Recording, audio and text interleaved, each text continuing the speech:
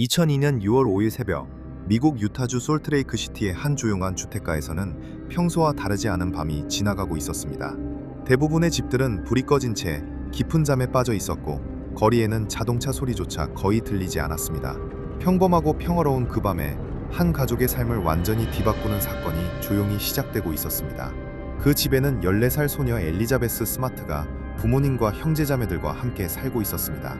엘리자베스는 음악을 좋아하고 특히 하프 연주를 배우던 학생이었으며 학교에서도 성실하고 밝은 성격으로 알려져 있었습니다.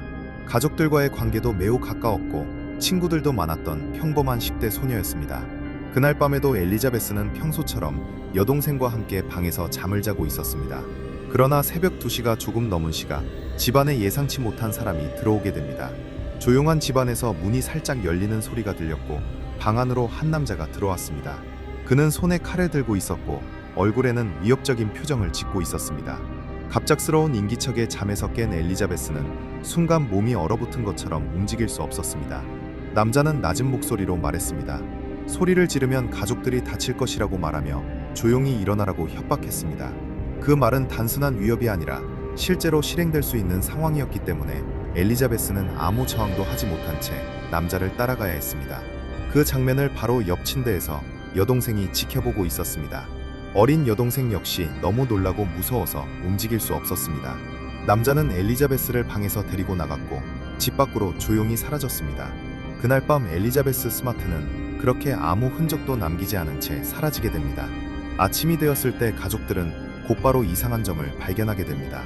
딸이 방에 없다는 사실을 알게 된 부모님은 처음에는 집안 어딘가에 있을 것이라고 생각했지만 아무리 찾아도 보이지 않았습니다. 그때 여동생이 울면서 밤에 있었던 일을 이야기합니다. 낯선 남자가 방에 들어와 언니를 데려갔다는 이야기였습니다. 부모님은 곧바로 경찰에 신고했고 수사는 즉시 시작되었습니다. 어린 소녀가 집안에서 납치된 사건이었기 때문에 경찰도 매우 심각하게 받아들였습니다.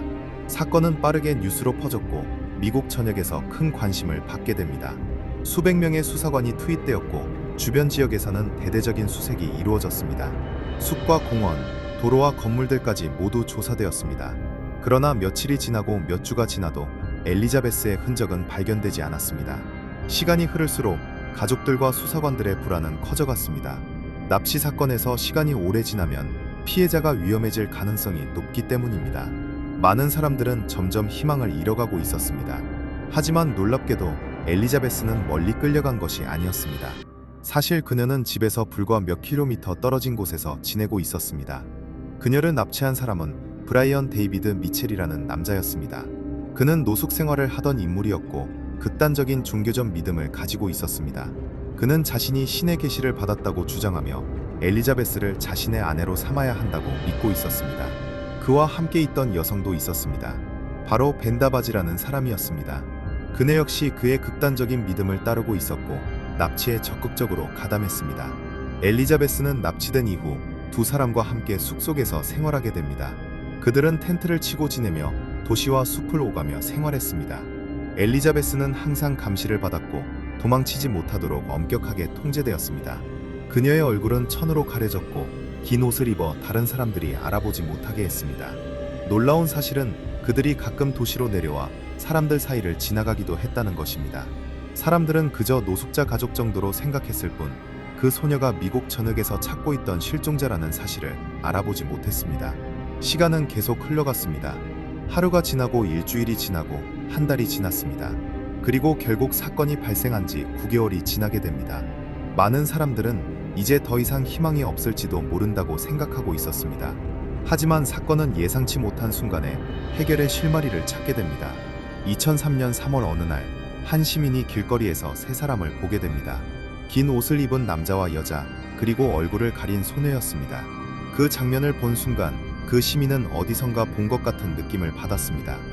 그는 잠시 멈춰서 그들을 바라보다가 갑자기 한 가지 생각이 떠올랐습니다.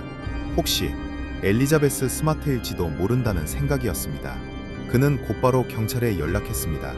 경찰은 즉시 출동했고 세 사람을 멈춰 세웠습니다.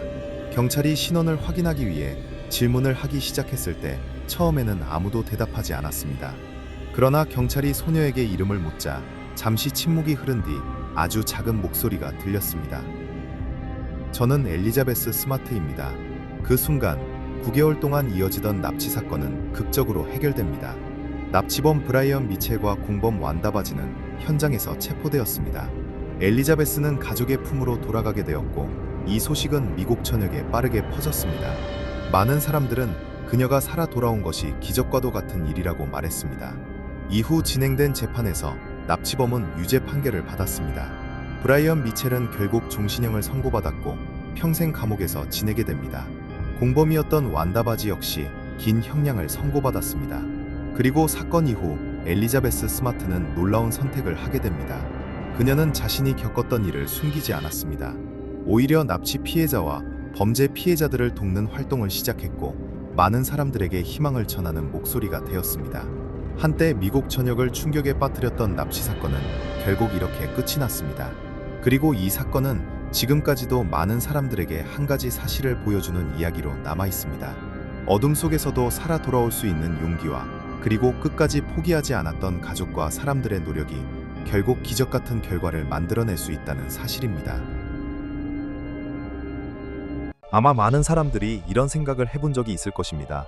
만약 어떤 집에서 끔찍한 살인 사건이 발생했는데 범인이 현장의 지문과 DNA 그리고 여러 가지 물증까지 남겨두었다면 그 사건은 얼마나 빨리 해결될까요?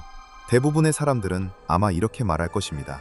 그 정도면 금방 잡히지 않을까? 라고 말입니다. 그런데 일본에는 그런 상식을 완전히 뒤집어버린 사건이 하나 있습니다. 수많은 증거가 남아 있었고 범인의 흔적도 분명하게 발견되었지만 놀랍게도 범인은 지금까지도 잡히지 않았습니다. 사건이 발생한 지 20년이 훌쩍 넘었지만 여전히 미제로 남아있는 이 사건은 바로 세타가야 일가족 살인 사건입니다.